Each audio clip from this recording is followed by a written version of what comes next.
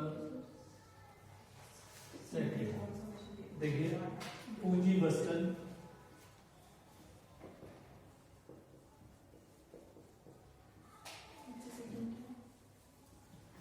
Capital positive पूंजी वस्तन। Question कहाँ तक हो गए थे? क्वेश्चन नंबर देखिए, क्वेश्चन कंप्लीट हो गया है 12 तक। 13 नंबर का क्वेश्चन देखिए, 13 नंबर का क्वेश्चन आ गया, अगर हल करेंगे तो आ जाएगा। क्लियर है? ठीक है, तो क्वेश्चन नंबर 13 12 तक कंप्लीट थे और क्वेश्चन नंबर 13 विद्यार्थी स्वयं हल करेंगे। क्लियर? अब देखिए क्वेश्चन नंबर 13 तो विद्यार्थी स्वयं हल करेंगे। आगे देखते हैं क्वेश्चन नंबर 14 नंबर का क्वेश्चन। देखिए 14 नंबर का जो क्वेश्चन है, क्लियर, तो उसको किस प्रकार से क्या करना है। देखिए इन्होंने दे दिया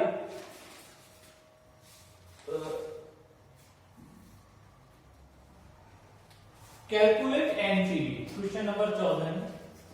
देखिए question number 14, calculate NPV, net present value calculate करनी है।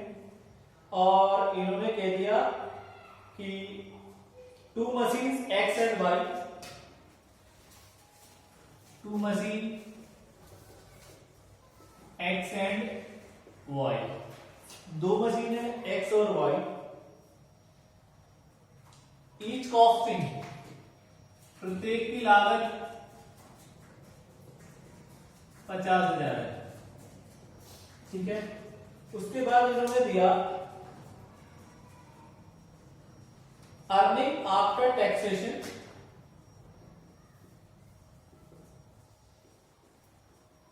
After taxation are expected.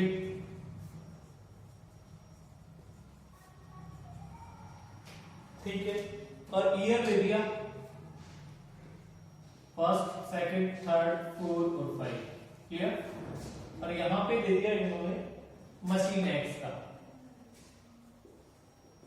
Machine x, इधर दे दिया मशीन वाई का। फर्स्ट ईयर में है 15,000,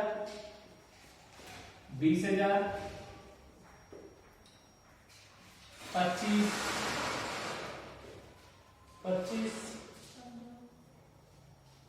15, और 10,000। और उधर मशीन वाई का दे दिया 5,000, 15,000, 20,000, 30,000 और 20,000। ठीक, और लाइट दे रखी है, डिस्काउंट फैक्टर भी आपको दे दिया। ठीक है, डिस्काउंट फैक्टर 0.9091, 0.82, 64, 0.75, 13, 0.68, 30, 0.62, 09। ये ठीक फैक्टर आपको ठीक है। अब देखिए हम यहां पर बात करते हैं, अपने को इन्होंने पूछा है एनपीवी, नेट प्रेजेंट वैल्यू, और नेट प्रेजेंट वैल्यू का आपको मैंने फॉर्मूला बताया था, total present value of cash inflow minus initial investment, initial investment. अब देखिए यहां पर सबसे पहले तो आपको net annual cash inflow calculate करना पड़ेगा। देखिए मशीन एक्स के लिए, और डेप्रिसिएशन का फॉर्मूला मैंने आपको बताया था, depreciation equal to cost of assets minus scrap value बटा लाइफ ऑफ असेट्स। ठीक है, कॉस्ट ऑफ असेट्स आपकी कितनी है? 50,000 है, minus scrap value life of assets कितनी है 5 इक्वल टू 10,000 आपका डेप्रिसिएशन आ जाएगा। क्लियर हो गई बात। अब देखिए आपको क्या कैलकुलेट करना है नेट एनुअल कैश इनफ्लो। देखिए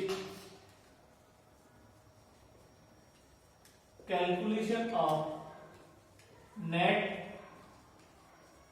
एनुअल कैश इनफ्लो। ठीक है, यहां पर लिखेंगे ईयर 5 4 3 2 1।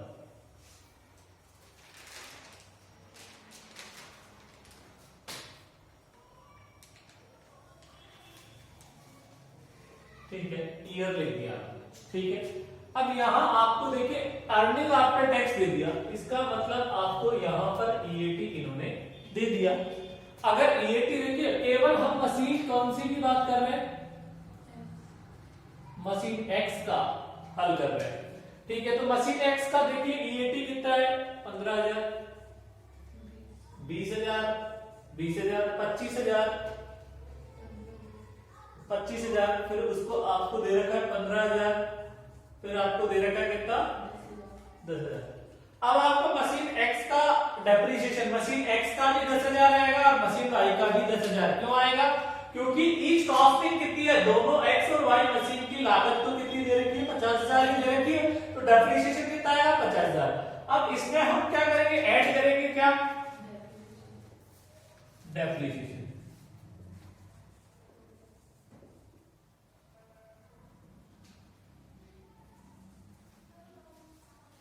डेप्रिसिएशन ऐड करेंगे। डेप्रिसिएशन कितना है 10,000 10,000 10,000 10,000 और ये 10,000। तो आपका ये आपका क्या आ जाएगा 20,000 25,000 35,000 30,000 और 25,000। ये आपका क्या आ गया नेट एनुअल कैश इनफ्लो आ गया। Net annual cash inflow. ठीक है, अब आपको क्या चाहिए total present value of cash inflow चाहिए। क्लियर? तो total present value of cash inflow के लिए मैंने क्या बताया था, देखिए calculation of total present value of cash inflow। ठीक, अब मैंने ये बताया था सबसे पहले हम क्या बनाते हैं, ईयर का कॉलम बनाते हैं, उसके बाद कैश इनफ्लो, उसके बाद प्रेजेंट वैल्यू फैक्टर, उसके बाद present value of cash in flow. ये अपना था। ठीक, अब देखिए यहां पर ईयर मैंने लिखा 1 2 3 4 और 5 और कैश इनफ्लो था 25,000 30,000 35,000 25,000 और 20,000 20,000। ठीक, प्रेजेंट वैल्यू फैक्टर आपको दे रखा था 0.9091, ये दे रखा 0.8264 0.7513 0.6830 और 0.6209। अब अगर मैं इसका टोटल करूंगा तो ये आ जाएगा मेरा total present value of cash inflow.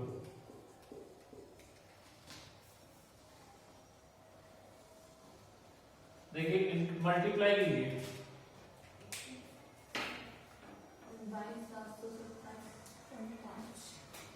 22,727.5 5।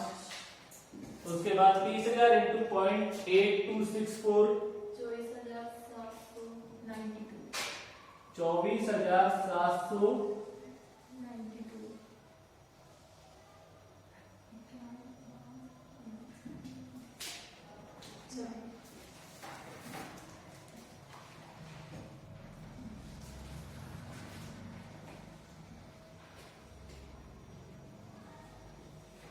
Next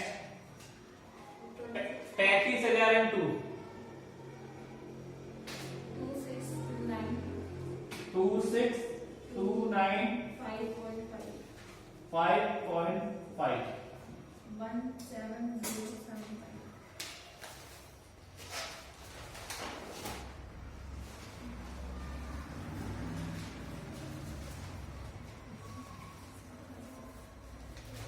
17,075 और अंतिम आ जाएगा आपका 12,418। टोटल किया इसका तो टोटल 1,03,308 1,03,308। अब अपना एनपीवी का फॉर्मूला था, NPV equal to total present value of cash inflow minus initial investment. तो 1,03,308 माइनस 50,000 इक्वल टू 53,308। ऐसे ही आपका देखिए वाई प्रोजेक्ट का भी ऐसे ही करेंगे। देखिए एक्स प्रोजेक्ट का किस प्रकार किया, ऐसे ही किसका करेंगे, जो मशीन वाई है उसका भी। और देखिए एनपीवी में क्या डिसीजन होता है, जो नेट प्रेजेंट वैल्यू निकाली जाती है, जिसका नेट प्रेजेंट वैल्यू सबसे ज्यादा आएगा उसी प्रोजेक्ट को हम क्या करते हैं, स्वीकार करते हैं, एक्सेप्ट करते हैं। क्लियर हो गई?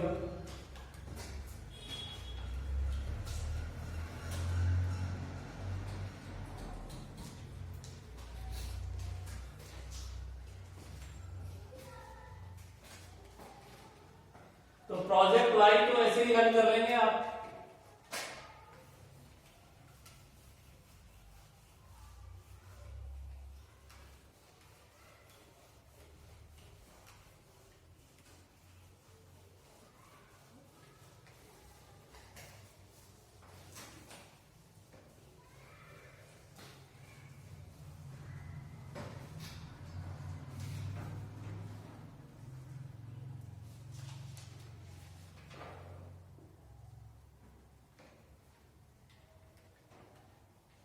पंद्रह नंबर का क्वेश्चन देखिए,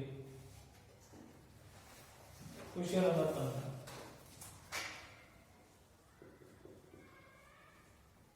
देखिए क्वेश्चन नंबर 15 में Rama synthetics limited which has a 50% tax rate. देखिए टैक्स रेट दे दी इन्होंने कितनी, 50%। फिर इन्होंने कहा and 10% after cost of capital is evaluating A project which will cost 1 lakh.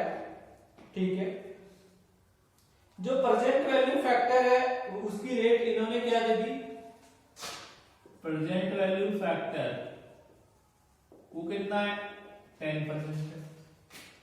फिर उन्होंने दे दिया जो कॉस्ट है वो कितनी है, 1 लाख है। क्लियर? लेकिन उनको एडिशनल एक्स्ट्रा वर्किंग कैपिटल कितनी चाहिए, extra working capital, extra working capital कितनी चाहिए, 50,000। तो इसका जो इनिशियल इन्वेस्टमेंट होगा वो तो आपका कितना होगा, 1,50,000 हो जाएगा। उसके बाद सेल्स है वो इन्होंने दे दी कितनी, 1 लाख। सेल्स है वो है 1 लाख, और कैश एक्सपेंसेस RS,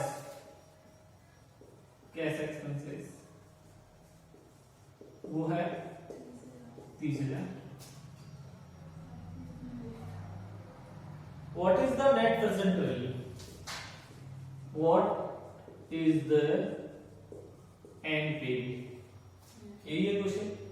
देखिए क्वेश्चन नंबर 15, टैक्स रेट दे रखी है 50%, 50%, पी फैक्टर है 10%, कॉस्ट है 1 लाख, एक्स्ट्रा वर्किंग कैपिटल चाहिए 50,000 की, और इनिशियल इन्वेस्टमेंट अगर एक्स्ट्रा वर्किंग कैपिटल आप और लगा देते हैं तो आपकी टोटल इनिशियल इन्वेस्टमेंट कितना हो जाएगा 3 लाख। सेल्स है 1 लाख, कैश एक्सपेंसेस है आपका 30,000, और पूछा है what is working capital. Clear? तो देखिए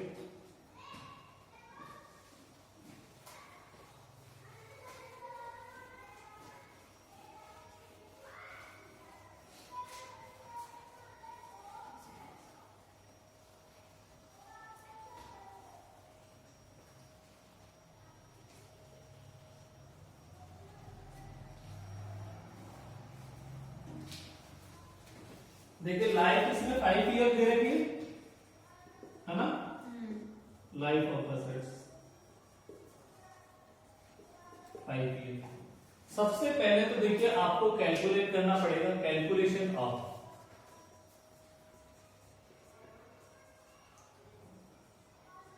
net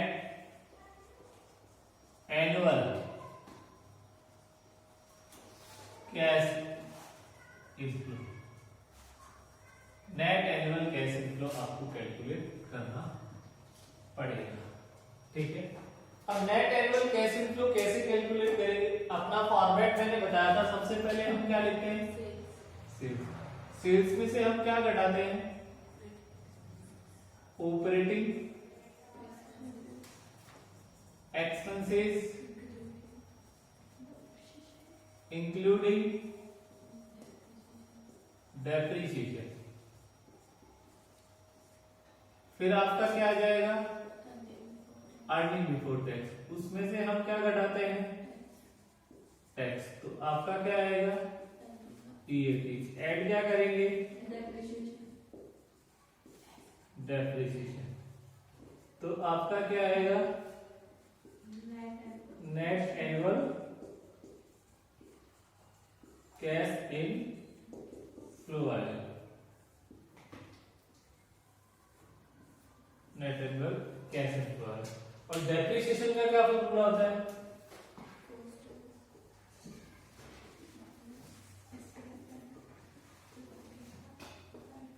cost of assets minus scrap value बटा लाइफ ऑफ असेट्स। देखिए कॉस्ट ऑफ असेट्स कितनी है? कॉस्ट 1 लाख। शुरू वाली लेंगे, एक्स्ट्रा वर्किंग कैपिटल नहीं लेंगे अभी। माइनस स्क्रैप वैल्यू नहीं, लाइफ 5 ईयर है तो कितना आ गया आपका? 20,000। इसमें डेप्रिसिएशन तो आपका कितना आ गया? 20,000। अब देखिए यहां पर सेल्स आपकी 1 लाख थी और 30,000 आपका ऑलरेडी कैश एक्सपेंसेस था, प्लस 20,000 आपका डेप्रिसिएशन आ जाता है, तो टोटल ये कितना हो जाता है? 50,000 ऑपरेटिंग एक्सपेंसेस। तो ये आपका ये कितना बचेगा? 50,000 ही बचेगा। टैक्स रेट आपको 50% दे रखी, तो ये आपका कितना आएगा? 25,000। और ये भी आपका कितना आ जाएगा?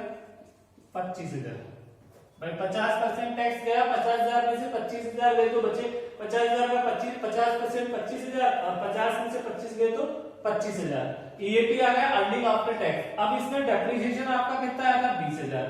अगर डेप्रिसिएशन को ऐड करेंगे तो आपका 45,000 आपका नेट एनुअल कैश इनफ्लो आ जाएगा। तो सबसे पहले इसमें प्रश्न में आपको कुछ देखिए, नेट एनुअल कैश इनफ्लो नहीं दिया हुआ है तो आपको net annual cash inflow calculate करना पड़ेगा। अच्छा क्वेश्चन है, एग्जाम में काफी बार ऐसे क्वेश्चन आ भी जाते हैं। अब देखिए आपको एनपीवी पूछी है, तो एनपीवी के लिए तो अपना फॉर्मूला क्या था? NPV equal to total present value of cash inflow minus initial investment, short में लिखा मैंने। और इनिशियल इन्वेस्टमेंट तो मैंने यहां पर कितना लिख दिया है, 1.5 लाख लिख दिया, क्योंकि एक्स्ट्रा वर्किंग कैपिटल भी तो आपके पास आ गई थी 50,000, तो टोटल इन्वेस्ट तो कितना हो गया, 1.5 लाख रुपया आपका इन्वेस्ट हो गया। अब यहां पर कैलकुलेट करेंगे, calculation of total present value of cash inflow, total present value of cash inflow, cash inflow. देखिए मैंने इसमें वही अपना फॉर्मेट फिक्स है। सबसे पहले आपका क्या आ जाएगा, ईयर। देखिए ईयर 1 2 3 4 और 5, और एक आपकी वर्किंग कैपिटल आ गई WC। यहां पे अपना आ जाता है कैश इनफ्लो, और ये सभी जगह आपका इक्वल था 45,000।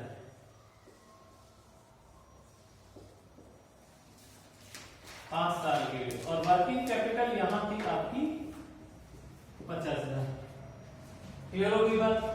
अब देखिए आगे इन्होंने क्या दिया है, प्रेजेंट वैल्यू फैक्टर दे दिया क्या, और फैक्टर की रेट दी हुई है।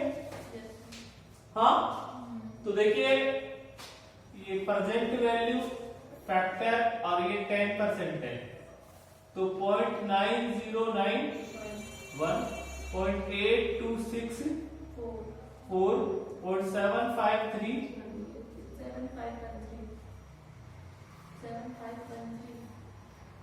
13.68,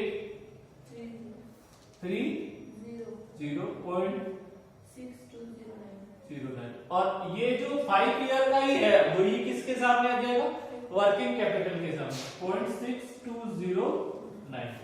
अब इसको मल्टीप्लाई करेंगे, तो मल्टीप्लाई करेंगे तो अपना आएगा present value of cash inflow, present value of cash inflow आएगा।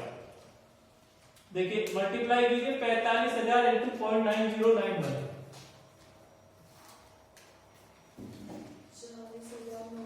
45,000 इंटू 0.9091, 40,909.5, 40,909.5।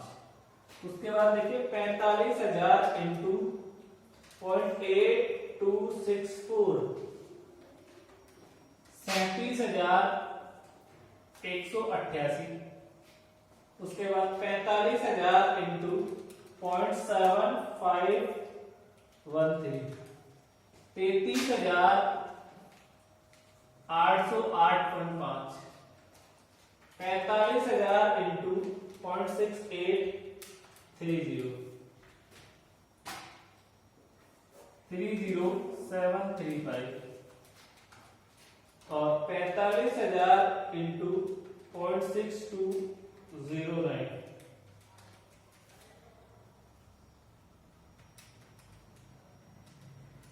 यह आएगा 27,940.5, और 50,000 इंटू 0.6209, 31,045। टोटल कर दीजिए इसका, आ जाएगा total present value of cash inflow कितना आ गया,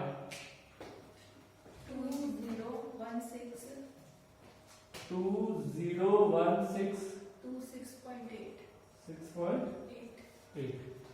देखिए यहां लिख दिया मैंने 201626.08, माइनस कर दीजिए इसमें से 626.8 माइनस 1.5 लाख, 51,626.8 जो भी है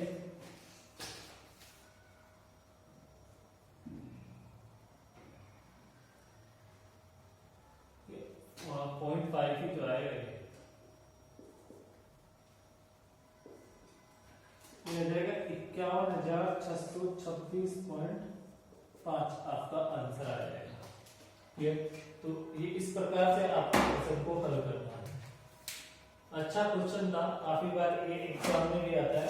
तो ये यहाँ पर आपके नेट प्रेजेंट वैल्यू के कंप्लीट क्वेश्चन हो गए। अब जो क्वेश्चन आएगा आपका प्रॉफिटेबिलिटी इंडेक्स का क्वेश्चन आएगा। नेट प्रेजेंट वैल्यू भी आपकी यहाँ पर कंप्लीट है।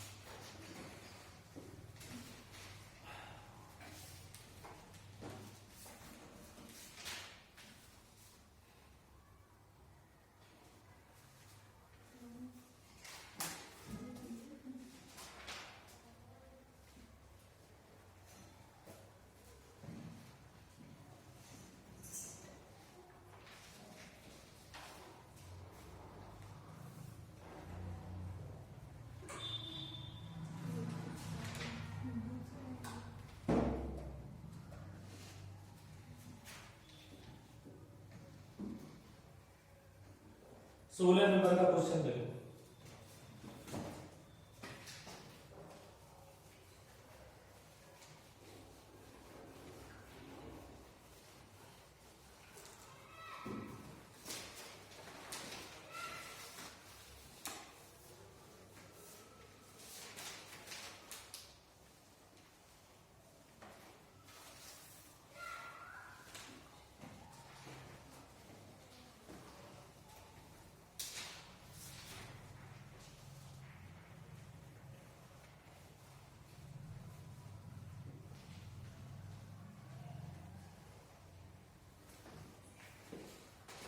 देखिए 16 नंबर का question,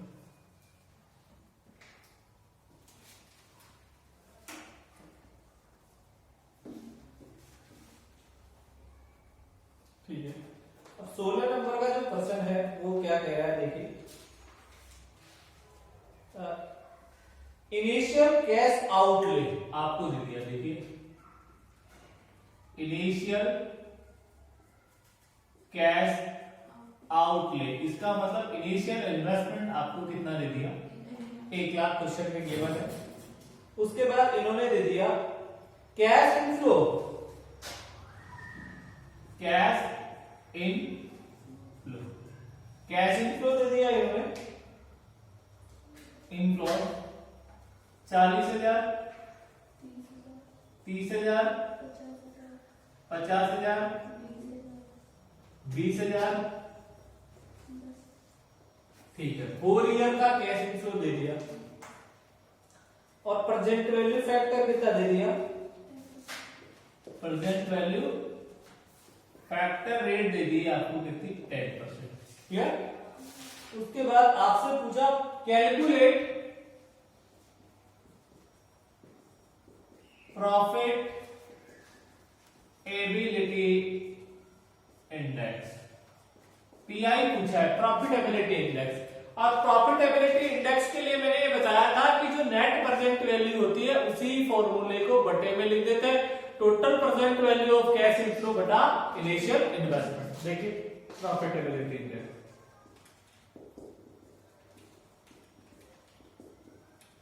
index equal to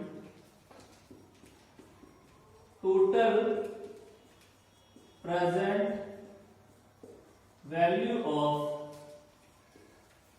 cash inflow बटा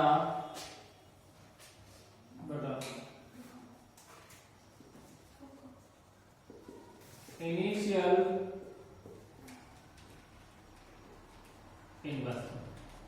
इनिशियल इन्वेस्टमेंट। देखिए ये कितना है इनिशियल इन्वेस्टमेंट, आपको 1 लाख दे दिया, ठीक, लेकिन क्या नहीं दे रखा, total project value of cash inflow, तो ये कैलकुलेट कर लीजिए, calculation of total present value of cash inflow.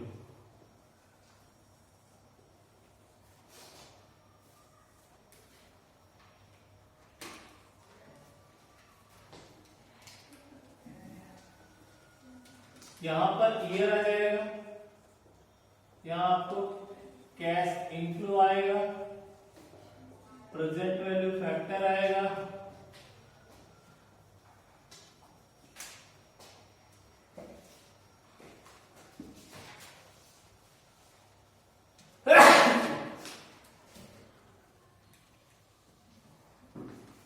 देखिए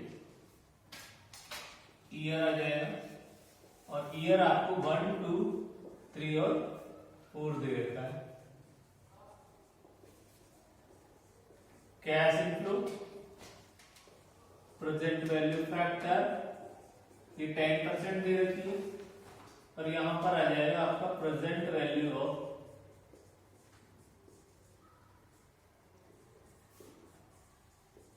कैश इन फ्लो, ठीक, यहां पे ले लो, ये जो टोटल आएगा वो टोटल आपका क्या कहलाएगा, total present value of cash in flow, ठीक।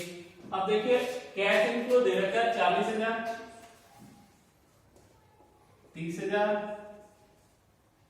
50,000 और 20,000। प्रेजेंट वैल्यू फैक्टर 909.826.751.683 मल्टीप्लाई कीजिए, तो ऊपर का तो आ जाएगा 36 36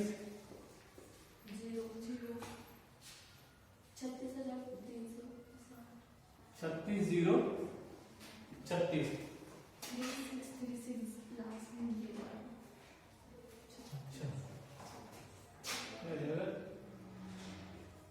ये आ गया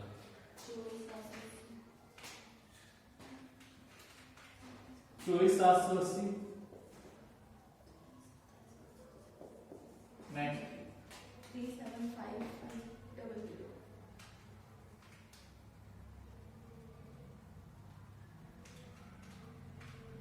37500 वो 50.683 इंटू अगर 13,660 टोटल की 1,12,350, ये इसका टोटल आ गया। तो टोटल आपका क्या है, टोटल प्रेजेंट वैल्यू यहां रख दीजिए, 1,12,350, इसमें 1 लाख का भाग दोगे तो 1.1235, ये आपका आंसर आ जाएगा पीआई का, प्रॉफिट एबिलिटी इंडेक्स का। तो इस प्रकार से हम क्या कैलकुलेट कर सकते हैं, प्रॉफिट एबिलिटी इंडेक्स कैलकुलेट कर सकते हैं।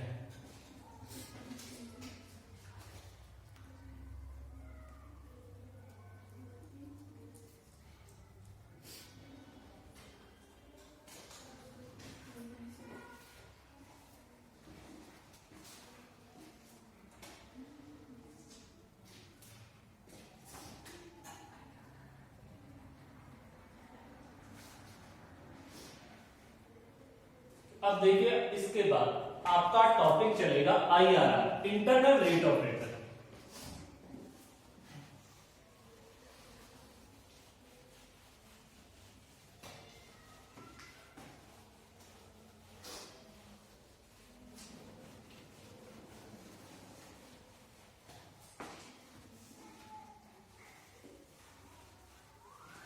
देखिए internal rate of return IRR समझ लीजिए,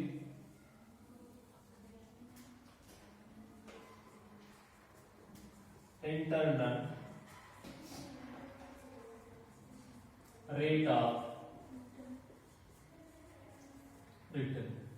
इसका क्वेश्चन देखिए, सबसे पहले हमने पढ़ा पेबैक पीरियड, फिर उसके बाद हमने पढ़ा एआरआर, उसके बाद पढ़ा नेट प्रेजेंट वैल्यू, फिर पढ़ा प्रॉफिटेबिलिटी इंडेक्स। अब आपका 5 जो टेक्निक्स थी किसकी, कैपिटल बस्टिंग की, पूंजी बस्टर की, 5वें नंबर की टेक्निक्स वो होती है आंतरिक प्रत्याय दर, इंटरनल रेट ऑफ रिटर्न, इसे मार्जिनल रेट ऑफ रिटर्न भी बोलते हैं, ठीक है। इंटरनल रेट ऑफ रिटर्न, देखिए इंटरनल रेट ऑफ रिटर्न का काफी बार एग्जाम में इसका अकेले का ही क्वेश्चन 20 नंबर में आ जाता है। इंटरनल रेट ऑफ रिटर्न का कोई भी आपको एग्जाम में 2 प्रोजेक्ट दे देगा, एक्स और वाई, और दोनों की आपको इंटरनल रेट ऑफ रिटर्न पूछेगा। तो इंटरनल रेट ऑफ रिटर्न आप जब भी कैलकुलेट करें तो आपको पता होना चाहिए। पहली 2 चीज मैंने बताई थी, सबसे पहले जब भी इंटरनल रेट ऑफ रिटर्न निकाली जाती है तो सबसे पहले हमें प्रेजेंट वैल्यू फैक्टर कैलकुलेट करना होता है। और प्रेजेंट वैल्यू फैक्टर भी 2 तरीके से होगा। यदि इक्वल कैश इनफ्लो है, समान कैश इनफ्लो है, रोकड़ अंतर्वाह समान है, तो I/C फॉर्मूला लगेगा प्रेजेंट वैल्यू फैक्टर का। क्या लगेगा, present value factor equal to I/C। जब क्या हो, समान कैश इनफ्लो, रोकड़ अंतर्वाह। जब आपका क्या हो, असमान रोकड़ अंतर्वाह, अनइक्वल कैश इनफ्लो, तो आपका प्रेजेंट वैल्यू फैक्टर आएगा आई का मतलब होता है इनिशियल इन्वेस्टमेंट, और यहां बटे में आएगा average annual cash inflow, average annual cash इन। देखिए ये पहले आप जब भी आईआरआर की कैलकुलेशन करेंगे तो आपको प्रेजेंट वैल्यू फैक्टर कैलकुलेट करना पड़ेगा। अब आपका आईआरआर का फॉर्मूला मैंने बताया था, IRR equal to LDR plus PVL minus II बटा पीवीएल माइनस पीवीएच और एचडीआर माइनस एलडीआर। देखिए इसका मतलब तो बताया गया internal rate of return, LDR का लोअर डिस्काउंट रेट होता है, एचडीआर का मतलब होता है हायर डिस्काउंट रेट, और इसका तो हम शुरू से ही पढ़ते आ रहे हैं, इनिशियल इन्वेस्टमेंट। इसका मतलब होगा present value at lower rate जो आपने ली उससे आपका प्रेजेंट वैल्यू कितना आ रहा है, इसका भी मतलब वही हो गया present value at lower rate, और ये present value at higher rate. Clear, ठीक है। तो इस तरीके से हम क्या करेंगे, इंटरनल रेट ऑफ रिटर्न की कैलकुलेशन करेंगे। क्लियर होगी बात। अब हम बात करते हैं कि एग्जाम में किस प्रकार से क्वेश्चन पूछे जाते हैं। समान रोकड़ अंतर्वाह का भी क्वेश्चन पूछ सकता है और असमान रोकड़ अंतर्वाह से भी आपको पूछ सकता है। देखिए इस चैप्टर से एग्जाम में क्वेश्चन का पैटर्न क्या रहता है, आपको कोई भी क्वेश्चन दे दिया और उस क्वेश्चन में आपको वो हो सकता है 3 ही चीज पूछे। एक तो आपसे पूछ लिया पे बैक पीरियड, दूसरा आपसे पूछ लिया एआरआर, और तीसरा पूछ लिया एनपीवी। हो सकता है ये 3 चीजें ही पूछे आपसे। कितने नंबर का क्वेश्चन पूछा, 20 मार्क्स। या ये हो सकता है कि आपसे वो पूछे क्वेश्चन में नंबर 1 एनपीवी और दूसरा पूछ ले पीआई। पीआई का मतलब प्रॉफिटेबिलिटी इंडेक्स, कितने नंबर की, 20। हो सकता है आपसे आईआरआर का ही क्वेश्चन पूछ ले, इंटरनल रेट ऑफ रिटर्न का ही, कितने नंबर में, 20 मार्क्स। Clear, 20 marks. तीसरा आपसे ये पूछा जा सकता है कि आपका ARR, number 2 NPV, number 3 IRR. ये 5 नंबर का, ये 5 नंबर और ये 10 नंबर। ये भी आपका पैटर्न हो सकता है क्वेश्चन पूछने। एक ही पर्सन में आपसे वो सभी चीजें पूछ सकता है। क्लियर होगी बात।